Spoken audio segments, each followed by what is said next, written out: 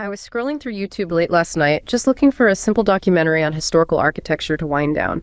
I clicked on a video, polished thumbnail, professional sounding title. At first, it seemed fine. The narrator's voice was smooth, almost hypnotic. But about 2 minutes in, I noticed something that just made my skin crawl. The narrator was describing a 14th century cathedral, but the image on screen showed a building where the stained glass windows were melting into the stone like liquid. And in the corner of the frame, a historical bystander had 3 arms folded neatly across a chest that just sort of blurred into the sidewalk. I checked the comments, expecting a wave of mockery. Instead, there were thousands of entries. So inspiring, great history lesson, thanks for the facts. All of them were posted within seconds of each other. And I realized I wasn't in a library of human knowledge anymore. I was standing in a digital landfill watching a machine talk to other machines. We've been conditioned to view the internet as this ultimate achievement of Western libertarian ideals, a borderless, self-regulating frontier of infinite information. We tell ourselves that engagement is the ultimate metric of success.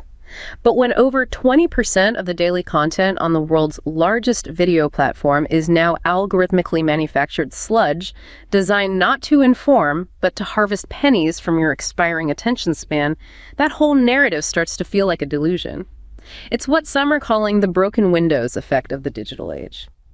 While we've been busy debating the philosophy of absolute free speech, we've allowed our informational streets to be buried under hazardous waste. We are witnessing the thermodynamic law of entropy applied to human thought. And it raises a chilling question. If a civilization loses the ability to distinguish between a genuine historical record and a 3-armed AI hallucination, does that civilization still have a functioning mind? Or is it just a host for the algorithm's next meal? That analogy, the thermodynamic law of digital entropy, is painfully accurate. Yeah. You've really hit on the core philosophical challenge we're all facing right now. It feels that way. Yeah, and what you observe, that's not just accidental noise. It's not a bug in the system. It's a perfectly predictable feature. A feature? That's terrifying. It is. It's a systemic failure of information integrity. And the fundamental difference between the internet we all hope for and the digital landfill you just described, it's the underlying commercial architecture. The business model. Exactly. That grand initial vision of the internet as this neutral, self-regulating public space has been almost entirely consumed by a hyper-commercial engine. And that engine is programmed for one priority: relentless short-term financial extraction. So things like the integrity of the information, the quality of the content. Or the cognitive health of the user. None of that is a priority input into that profitability equation. It's just not part of the calculation. That sets a profoundly chilling tone for this deep dive. I mean, our mission here is to understand this critical pivot, how prioritizing the quarterly report over cognitive integrity has fundamentally corrupted the digital public domain and really turned it into a massive battlefield. It is a battlefield. So we're going to unpack the financial roots of this sludge, analyze the new form of conflict it enables, which is now officially recognized as cognitive warfare, and then contrast the wildly different global approaches to governing this chaos. The different playbooks. Right. We have sources that lay bare the startling financial underpinnings in Silicon Valley, and we'll look closely at the regulatory strategies, specifically contrasting the Western models of AI-driven countermeasure with the highly controlled vertical East Asian frameworks. It's a real race, isn't it? It's a race between global governance structures and the accelerating collapse of a shared, verifiable reality. Absolutely. So let's start with the business model. How did we get here? To really grasp why the digital public sphere is experiencing this entropy, you have to follow the money back to its source. And that source is the fundamental logic of publicly traded technology companies in places like, Silicon Valley. Okay. We are talking about firms whose overriding logic, and this is mandated by market expectations and shareholder pressure, is profit maximization. Full stop. Which almost always means sacrificing something else. It often means strategically sacrificing any investment in long-term stability or content quality for immediate short-term stock value increases. And this isn't just some generalized corporate greed, right? Yeah. This profit-driven decay is actually engineered into the way high-level executives are rewarded. I think our sources called it the principal agent problem. Exactly. Let's make that principal agent problem really clear, because it's so important. Think of it this way. The principal is the shareholder, the company's actual owner, who, at least in theory, wants the company to be healthy and valuable over the next 30 or 50 years. The long-term view. Right. But the agent is the CEO or the senior executive who's hired to run the company on the shareholders' behalf. And here's the catch. the agent's personal compensation is overwhelmingly tied to beating quarterly and annual results. Especially the immediate stock price performance. Exactly. So the agent's short-term financial incentive completely overrides the principal's long-term health incentive. It creates this enormous pressure for immediate, sometimes really destructive wins. It does. I mean, imagine you hire a contractor to build you a beautiful, sturdy house. That's the shareholder's long-term value. Right.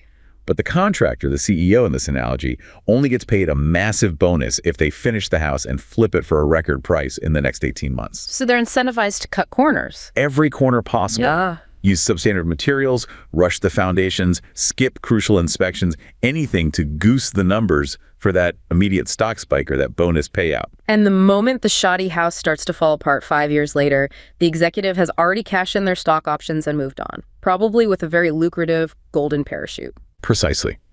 The CEO wants money now. They want to maximize the value of their immediate stock options and performance bonuses. They're structurally incentivized to prioritize short-term product output and shareholder excitement over the long-term consequences. Things like technical debt, platform integrity, or the social cost of information pollution. All of that gets pushed down the road. If an internal project that's designed to ensure the integrity of the platform, say a complex moderation system, if it won't show a clear monetizable return or a positive stock bump within 2 years, the executive team often just defunds it. It's the ultimate misalignment of incentives, where quality is sacrificed for speed and immediate metrics. It is. Now let's apply that financial pressure cooker to the operating mechanism of the consumer internet itself. Okay, so our sources detail what they call the 3 pillars of the commercial engine, which are, I guess, perfectly configured to translate the short-term pressure into information erosion. They are. These 3 pillars really define the commercial engine of the largest consumer internet firms. What's the first one? The first pillar is the engineering mandate, designing captivating services to capture attention. This is the user experience part, the endless scroll. The endless scroll, the autoplay videos, the urgent push notifications, the deliberately ambiguous like buttons, all of it. These features are not design choices meant for public good or, intellectual exploration. No. For massive ad platforms, the recommendation algorithm's singular objective is explicit: maximize ad revenue.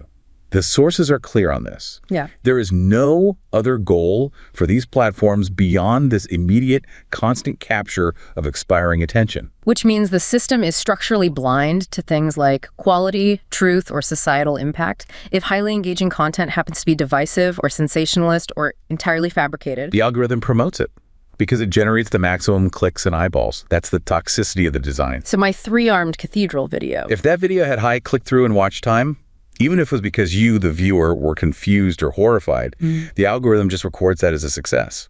And that kind of high engagement content, it needs to be personalized to work, which leads right to the second pillar. It does. Harvesting personal data to create deep consumer profiles. These firms collect an unprecedented amount of personal data, more extensive than any other corporate or government entity in human history. Every click, every pause. Every emotional reaction you express in the digital domain is logged, analyzed, and synthesized into a profile. This scale of data collection is the engine room. Without it, the hyper-personalized surgical ad targeting would be impossible. So we have the attention capture, we have the data harvest. Where does the algorithm take it from there? That's the third pillar: developing algorithms for content curation and ad targeting. The sophisticated machine learning models take the massive data harvested in Pillar 2, understand your profile, and then algorithmically rank your social feeds in the precise way they believe can maximize your next engagement moment. So it's a feedback loop. It's a devastatingly effective, vicious feedback loop. Data fuels algorithms, which rank feeds to maximize engagement, which generates more data, which further optimizes the algorithms to find your next attention trigger. And the entire structure is self-reinforcing. It's designed to produce content that's sensational, personalized, and crucially extremely cheap to produce. Because that combination yields the highest return on attention sold to advertisers. This really is the financialization of harm. It's what people call the attention economy. It weaponizes the digital landscape by prioritizing raw engagement over, well, user well-being. And this isn't just a theoretical model of decay. The money flowing to this digital hazardous waste is enormous.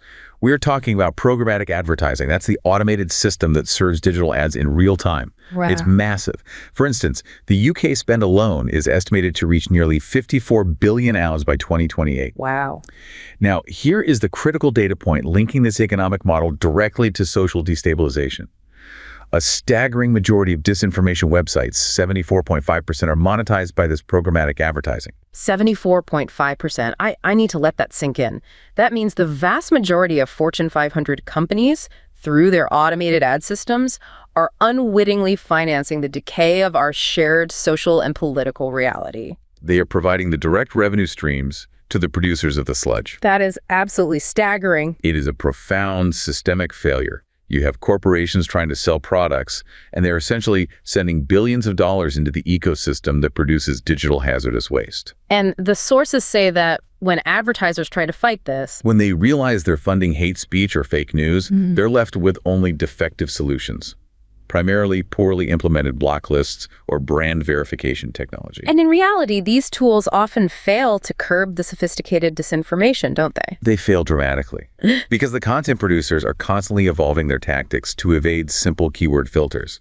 And worse, these block lists often use overly broad filtering that ends up ironically blocking legitimate, high-quality journalism. Well, say an article is accurately reporting on a conflict or a sensitive political figure. The key words in that legitimate article might trip the filter and poof, it's defunded. So it creates these perverse economic incentives. Exactly. The system rewards the production of harmful, polarizing content because it efficiently delivers engagement metrics while simultaneously punishing legitimate, high-quality, but perhaps less sensational content by defunding it. So the economic logic driving innovation is the same force accelerating the entropy of our information sphere. The profit imperative actively creates the toxic environment. So now let's look at who is deliberately polluting that environment. The erosion of our information integrity sets the stage for direct strategic attacks, right? These advanced persistent manipulators. Right. The environment we've just detailed, saturated with algorithmically prioritized polarizing content, is the ideal theater for direct, sophisticated attacks on the human mind. This is what NATO now identifies as cognitive warfare, or CW. We really need to move beyond just calling this misinformation. What defines cognitive warfare? What makes it a distinct strategic threat? It's described as a crucial lever in the hybrid conflict toolbox. And the key distinguishing factor is that the human mind is explicitly identified as the primary battlefield. The mind itself. Yes, this is a comprehensive attack that integrates cyber capabilities, information manipulation, psychological operations, and social engineering. It's a fully integrated assault designed to erode the very fabric of society from within. And what's the ultimate strategic objective of this sophisticated integration? Destabilization. Pure and simple, the core goal of CW is to destroy existing unity and trust within the target population, and crucially between the population and its institutions. So it doesn't necessarily invent new divisions. No, it accelerates existing ones. It intensifies polarization through what is called negative emotional mobilization. That strong emotional appeal, fear, anger, outrage. Exactly.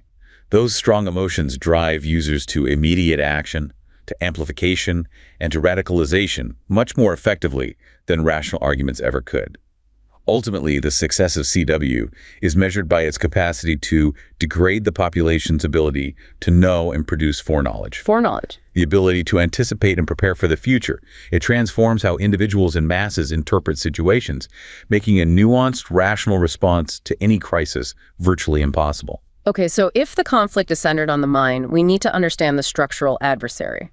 Our sources discuss this advanced persistent manipulators, or APM, model these sophisticated competing human AI teams, the red team, responsible for the offensive actions. The APM model is not some shadowy figure in a basement. It reflects a highly professional, continuous military or intelligence operation, and the immediate power of leveraging AI is enormous. It grants the APM team virtually unlimited scale in content production, superhuman speed in deployment and response, and deep personalization of attack vectors. So they operate in a continuous cycle. A continuous cycle of sensing the digital environment and executing responsive actions. Let's look at their functional breakdown, which is it's meticulous. Okay, starting with intelligence gathering, how do they choose their targets and the optimum moment to strike? So the first function is to gather intelligence. They use sophisticated analysis tools, to identify actors who can effectively amplify their messages. So influencers. Not just key influencers, but also useful idiots. Yeah. People who genuinely believe the narrative and unwittingly support the cause, and fellow travelers who already sympathize with their broader political agenda. And they're looking for the right moment. They are masters of environmental sensing, constantly scouting for opportune moments, existing grievances, societal divisions, or kinetic events that they can immediately exploit before the facts even emerge. So they are looking for the existing cracks in society where their specific content will find the most emotional resonance. Then, once they've identified the target and the time, they move to content creation. Which is the second production-oriented function, create content. This involves generating multimedia content, text, image, and video, often utilizing synthetic media, deepfakes, fake personas, anonymized accounts, the whole 9 yards. The goal being to make it nearly impossible for the average, overwhelmed user to tell what's real and what's manufactured. Precisely. And they apply psychological techniques constantly, using strong emotional appeals and very specific framing arguments to ensure the message hits hard and fast. And a major strategic objective here is the destruction of something called ontological security. That phrase sounds clinical, but the practical effect on a citizen sounds devastating. It is fundamental to the CW strategy.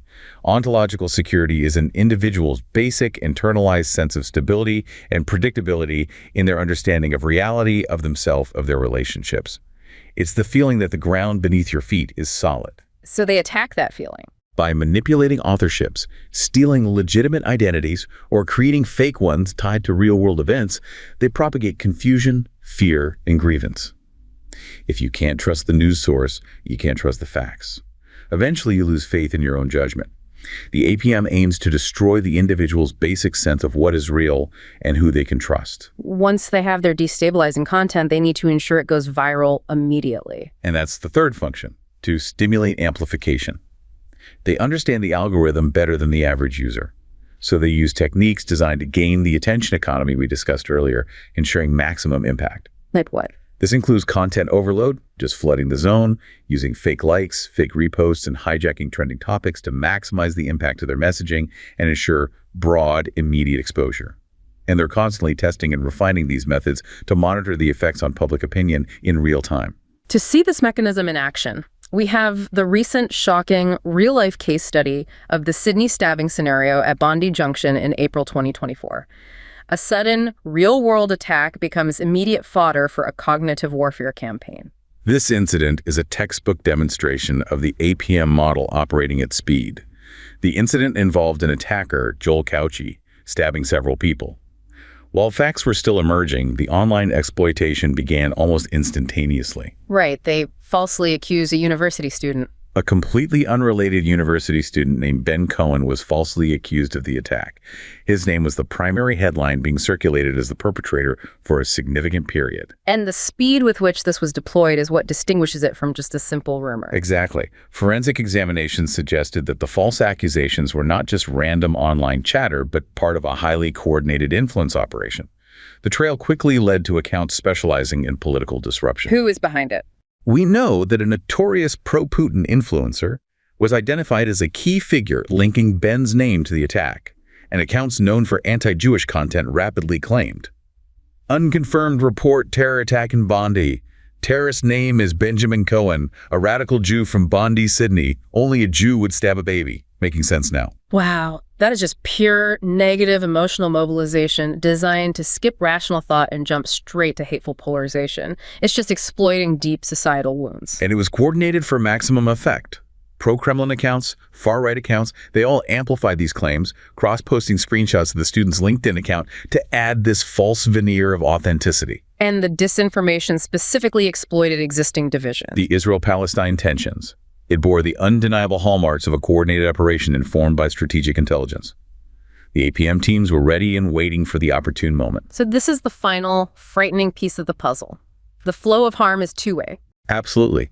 The Sydney massacre demonstrates that non-kinetic targeting, the deliberate spread of disinformation online, can precipitate very real kinetic effects, like threats against the falsely accused student.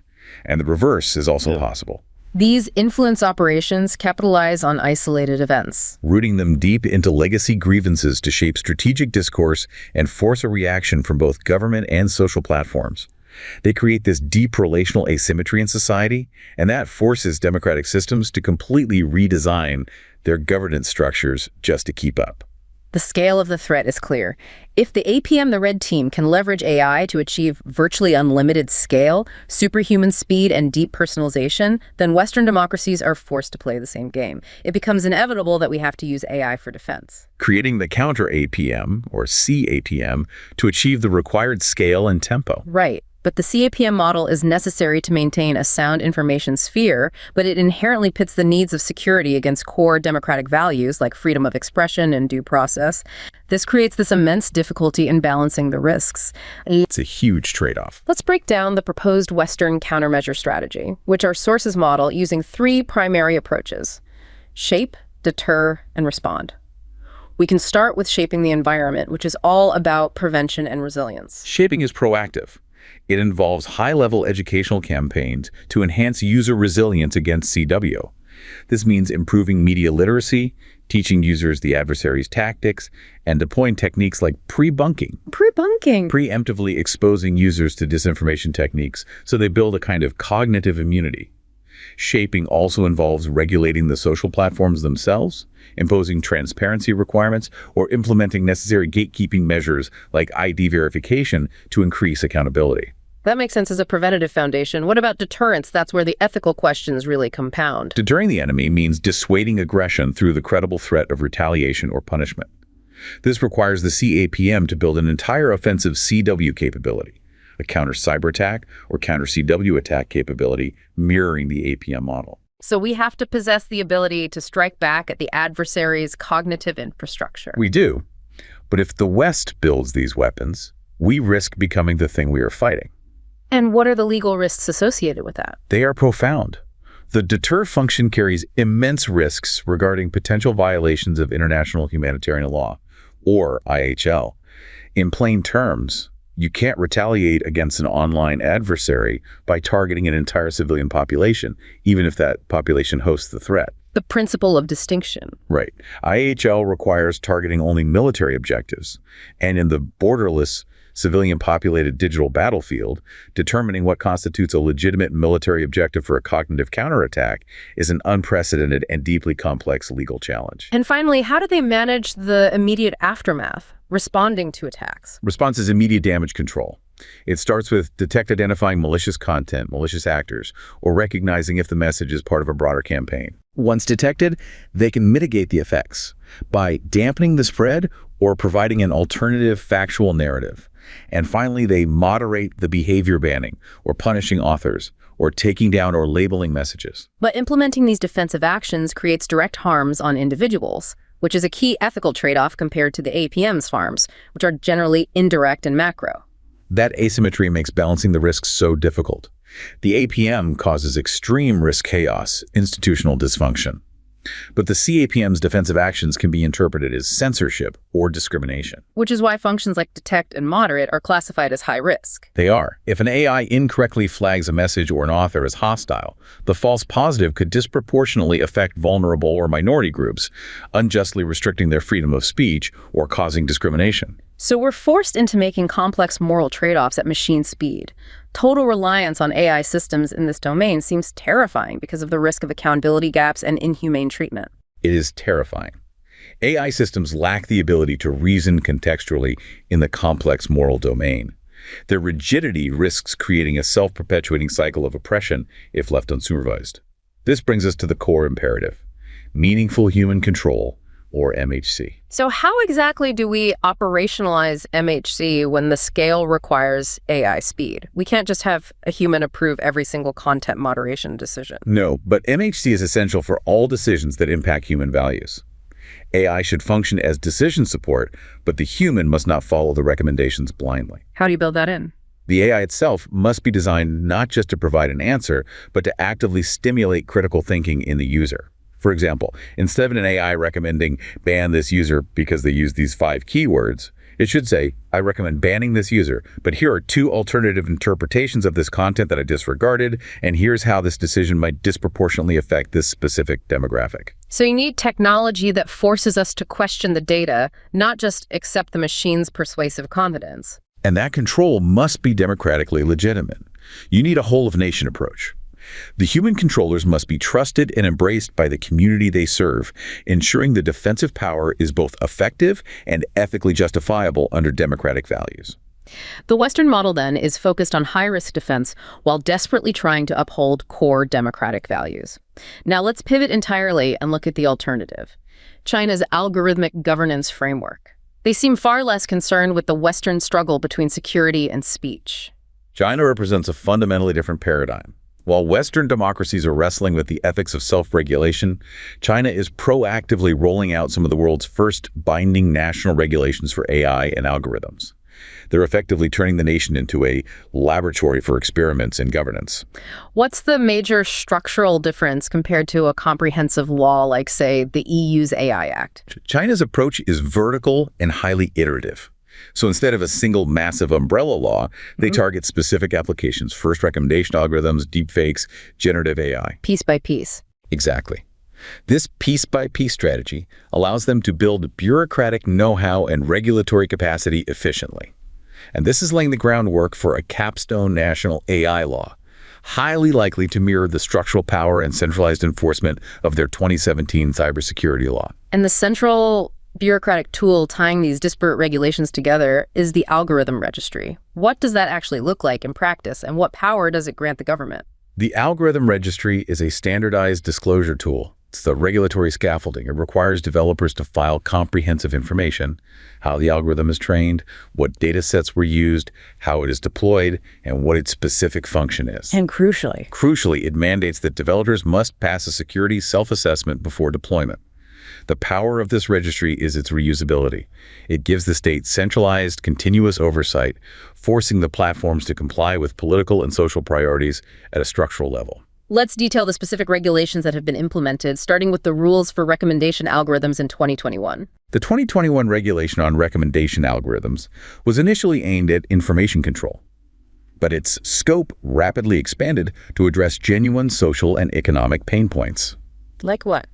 Notably, these rules bar excessive price discrimination, preventing platforms from charging different users different prices for the same goods or services based on their profiles. Interesting. And critically, they include provisions to protect the rights of workers subject to algorithmic scheduling, such as delivery drivers whose schedules and pay are ruthlessly managed by AI. That seems to address genuine social impacts that we are still debating in the West. And users gain specific control rights, too. Yes. Users gain the right to turn off algorithmic recommendation services entirely, allowing them to revert to chronological or other non-personalized feeds. This demonstrates a balance. While political control is paramount, there's also a clear policy focus on mitigating genuine algorithmic exploitation felt by consumers and workers. What followed this? The deep synthesis rules. The 2022 provisions on deep synthesis followed, targeting synthetically generated content, including deepfakes, video, and audio. This regulation requires conspicuous, clearly visible labeling on all synthetically generated content to combat deceptive media. And I assume it also prohibits certain types of content. Oh, yeah. Reflecting the government's overriding goal of information security, it explicitly prohibits the generation or dissemination of fake news or content that harms national reputation or political stability. And then in response to the rise of ChatGPT and large language models, they drafted rules for generative AI. Yes, the draft 2023 measures for the management of generative artificial intelligence services. This one covers much of the same ground, but focuses intensely on text generation and training data. And here is the regulatory hurdle that has ignited massive debate. Go on. It requires providers to ensure that both the training data and the model outputs must be true and accurate. That is the ultimate test of state control.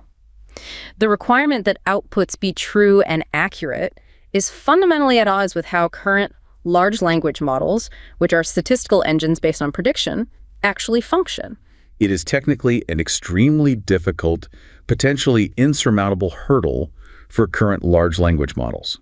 This requirement forces developers to introduce complex, factual constraints onto a system designed purely for linguistic fluency, effectively forcing the technology to adhere to an external, state-defined reality. So even if the technology is advancing globally, this single rule ensures that the output will be politically compliant, even if it means sacrificing innovation or the model's ability to operate freely. the motivations driving this approach are clear: information control, addressing genuine social impacts, and striving for global AI leadership by 2030. But the consequence is a system designed to maintain digital public health through centralized, absolute authority. That contrast is the central conflict of the digital age. The Chinese model prioritizes top-down, authoritarian control to secure a predictable digital public health.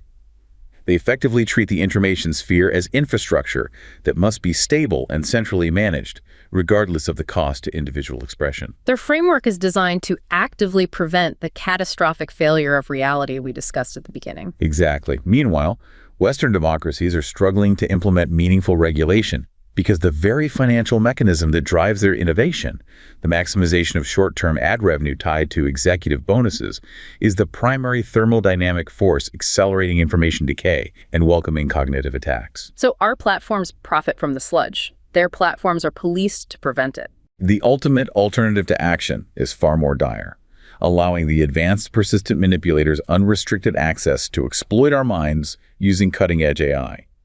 While the Chinese approach solves the problem of information integrity through severe constraint, democratic societies have to find a way to maintain their values, meaningful human control, while combating the threat at scale. The challenge then is structurally defined, not just technological. We are grappling with the broken windows effect of the digital age, a systemic consequence of prioritizing the harvest of expiring attention spans over foundational integrity.